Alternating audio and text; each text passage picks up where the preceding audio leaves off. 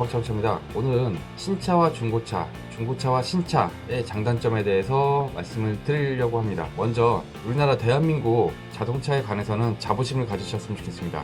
전 세계 200여 나라 중에서 자동차를 제조, 생산, 판매할 수 있는 나라는 20여 개 나라밖에 안 됩니다. 그 중에서 대한민국은 생산 및 판매가 20여 개 나라 중에서 순위로 따진다면 랭킹 7위에 해당하고 있습니다. 랭킹 7위 위에는 BMW, 벤츠, 아우디, 그리고 렉서스이 있을 수 있고요. 그 나라들하고 어깨를 나란히 하면서 우리나라도 생산, 판매, 전 세계 수출까지 할 수 있는 나라는 그렇게 많지 않습니다. 그 부분에 대해서 자부심을 가지셨으면 좋겠고요. 지금부터 많이들 고민하시는 내 생활에 필요한 자동차, 신차가 나을까 중고차가 나을까, 신차와 중고차에 대해서 장단점을 말씀을 드리겠습니다.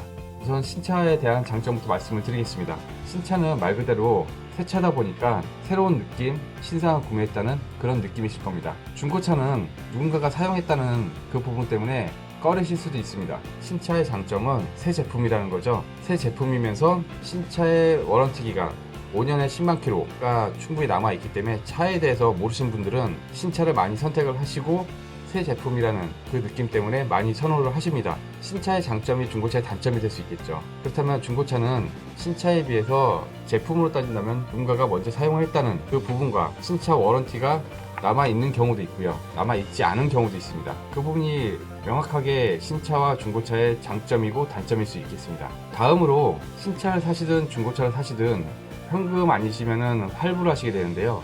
할부를 하실 경우에 금융을 발생시켜서 구입을 하시게 됩니다. 신차 같은 경우는 신차의 잔존 가치가 새 제품이라는 개념으로 금리가 중고차 금리보다는 이율이 낮습니다. 하지만 신차도 번호판을 장착을 하고 등록을 하게 되면 중고차가 되는 개념입니다. 그렇기 때문에 신차에서 2천만원짜리 차가 번호판을 달고 등록을 하면은 이제 중고차 시장에서의 가치평가를 받게 되는 겁니다. 금리는 낮지만 간단하게 말씀드려서 신차 2천만원짜리 차를 구입을 해서 번호판 달고 등록을 하면은 내 차는 중고차 가격으로 편입이 되는 겁니다. 이제 그 이후에는 중고차 시세에 맞춰서 가격이 형성이 되겠죠. 다시 말씀드려서 금리가 낮기는 하지만 그 감가율은 중고차 이율하고 따졌을 때는 오히려 중고차가 더 나으실 수도 있습니다. 중고차 금리는 제2금융권을 통해서 이루어지고 신용이 좋으신 분들은 제1금융권인 신한마이카라든가 금리를 신차 못지않은 금리를 받으시면서 구입을 하실 수 있습니다. 하지만 그 부분은 1금융권에서 할부를 발생시켜서 구입하실 수 있는 분들은 그렇게 많지는 않습니다. 다들 직업군이 틀리시고 소득이 틀리시고 신용도가 틀리시기 때문에 그 부분은 조금이나마 금리를 낮춰서 받으시면 좋겠지만 그렇지 않은 분들도 계시기 때문에요. 보편적으로는 이 금융권에서 중고차 할부를 많이들 하십니다. 1금융권에서 저금리로 많이 받으시면 좋겠죠.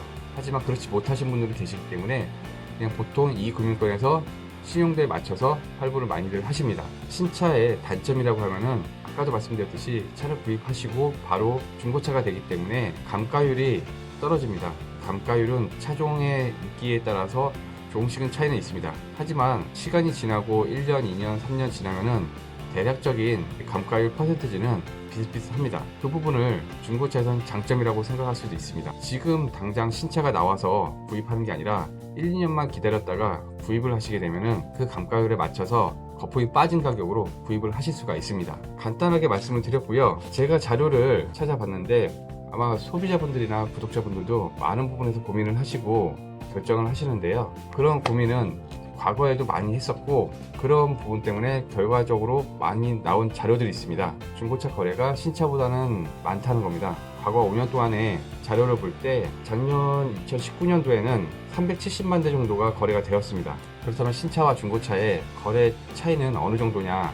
옛날 자료지만 2016년도라고 했을 때 신차에 비해서 중고차 거래량이 2배 정도 많았습니다. 그 이유는 신차는 정가 판매고 제품의 가격이 동일합니다. 하지만 중고차는 차량 상태, 연식, 차량 색상에 따라서 중고차 시장에서의 가격이 조금씩 차별화가 되어 있습니다. 그런 부분에서 소비자분들이 같은 그랜저를 구입하시더라도 중고차가 더 가성비가 높다고들 많이 판단하신 것 같습니다. 그 부분에 대해서 소비자분들이 차량을 구입하실 때 신차를 할까 중고차를 할까 중에서 가장 고민하시는 부분은 구입 가격이었습니다. 구입 가격에서 제일 많이 고민을 하시고요. 가성비 높게 1, 2년, 2, 3년 미만의 신차 워런티가 남아있는 중고차를 구입하시는 경우가 더 많았습니다. 그렇다고 해서 제가 신차가 무조건 나쁘다, 중고차가 좋다라고 말씀드리는 건 아닙니다. 하지만 중고차에서 장점도 있고 신차에서 장점도 있습니다. 중고차의 장점이 신차에서는 단점이 될 수도 있고요. 신차의 장점이 중고차에서는 단점이 될 수도 있습니다. 그 부분에 어느 정도의 절충선을 맞추셔서 내가 구입할 차량, 신차든 중고차든 선택을 하셔서 가장 가성비 높게 좋은 차로 구입하시는 게 제일 현명하다고 저는 생각을 합니다. 이번에 카니발이 신차가 다음 달쯤이면 나옵니다. 디자인도 많이 바뀌고 혁신적으로 나왔을 거예요.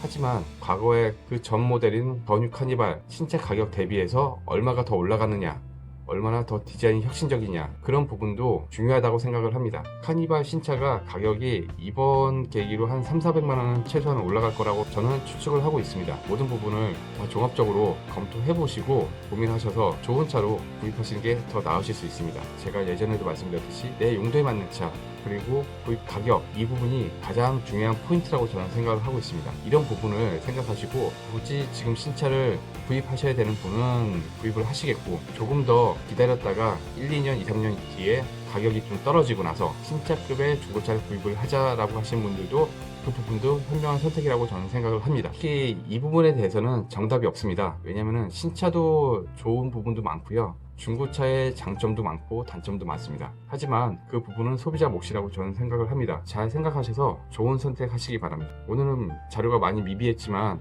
다음에는 더 좋은 영상으로 찾아뵙겠습니다. 좋아요, 구독 많이 부탁드리겠습니다.